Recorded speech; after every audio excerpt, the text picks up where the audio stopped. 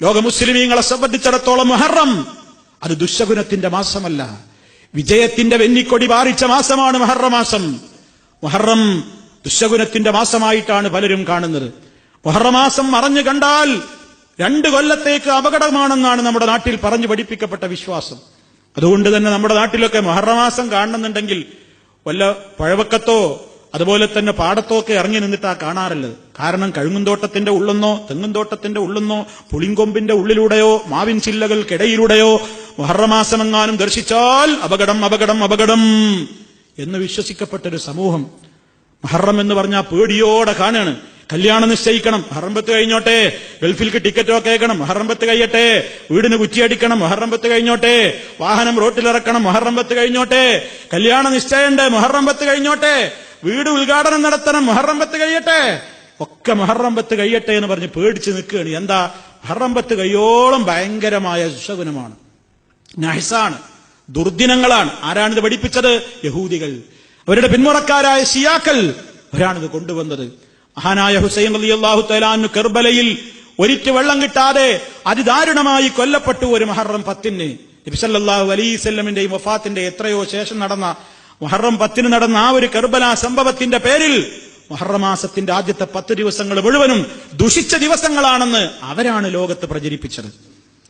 അവരുടേതായ ആശയങ്ങളുടെ പിന്തലമുറക്കാരായി കേരളത്തിൽ ഖബർ വ്യവസായവും ജാറ വ്യവസായവും ഒക്കെ കൊണ്ടുവന്ന നമ്മുടെ കേരളീയ വക്താക്കളാണ് ഈ അന്ധവിശ്വാസത്തിന്റെയൊക്കെ പിന്നിലുള്ള ആളുകൾ. അതുകൊണ്ട് മനസ്സിലാക്കുക, ഇസ്ലാമിൽ ഒരു ദിവസത്തെയും അല്ലാഹു തആല മോശപ്പെടുത്തിയിട്ടില്ല.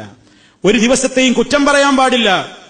ഒടുക്കത്തെ ബുധൻ, അവസാനത്തെ ബുധൻ, എല്ലാ അറബി മാസത്തിലെയും ഒടുക്കത്തെ ബുധനാഴ്ച ശകുനമാണ് നമ്മുടെ കലണ്ടറുകളിൽ. മഅദിൻകാരുടെ കലണ്ടർ നോക്കൂ, മർക്കസുകാരുടെ കലണ്ടർ നോക്കൂ, സലാത്ത് തങ്ങളുടെ കലണ്ടർ നോക്കൂ.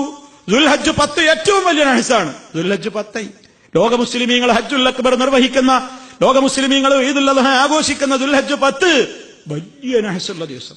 പരിശുദ്ധ റമദാനിന്റെ അവസാനത്തെ രാവുകൾ, അവസാനത്തെ ദിവസങ്ങളിലെ പലതും നഹ്സാണ്. ആരാ ഇതൊക്കെ പഠിപ്പിച്ചു കൊടുത്തത്? ചെകുത്താൻ, ശൈത്താൻ മാത്രം.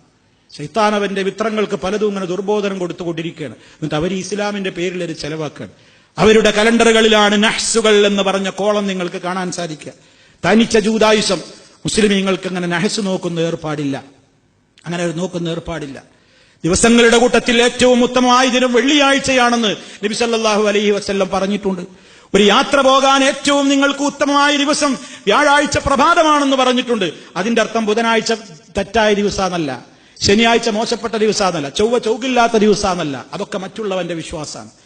അല്ലാഹുവിന്റെ പ്രവാചകന്മാരിൽ ചിലരെക്കാൾ അല്ലാഹു ശ്രേഷ്ഠപ്പെടുത്തിയിട്ടുണ്ട്. തിൽക റുസുലു ഫദ്ദൽനാ ബഅദഹും അലാ ബഅദ്. എത്രയോ പ്രവാചകന്മാർ ഈ ലോകത്ത് വന്നിട്ടുണ്ട്. അവരിൽ 25 നബിമാരുടെ പേരെ ഖുർആനിലുള്ളൂ. അവരിൽ തന്നെ 5 നബിമാരാണ് ഉലുൽ അസ്ം എന്നറിയപ്പെടുന്നത്. അവരിൽ തന്നെ ഏറ്റവും മഹാനാണ് മുഹമ്മദ് റസൂലുള്ളാഹി സ്വല്ലല്ലാഹു അലൈഹി വസല്ലം. അതുകൊണ്ട് മറ്റു നബിമാരൊക്കെ പോക്കാനാ? മറ്റു പ്രവാചകന്മാരൊക്കെ മോശക്കാരാണ്? ഒരിക്കലുമല്ല. ഓരോന്നിനും അല്ലാഹു ചില പ്രത്യേകതകൾ കൊടുത്തിട്ടുണ്ടാകും എന്നതല്ലാതെ ആ പ്രത്യേകതകൾ ഇല്ലാത്തതൊക്കെ മോശാണ് ഇതിനർത്ഥമല്ല.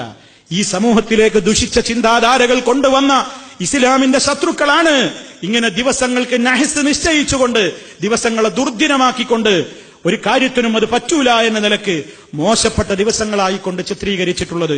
അതുകൊണ്ട് സഹോദരങ്ങളെ, ഇസ്ലാമികമല്ലാത്ത വിശ്വാസങ്ങൾ ഒരിക്കലും നമ്മുടെ വിശ്വാസങ്ങളിലേക്ക് കടന്നു വരരുത്.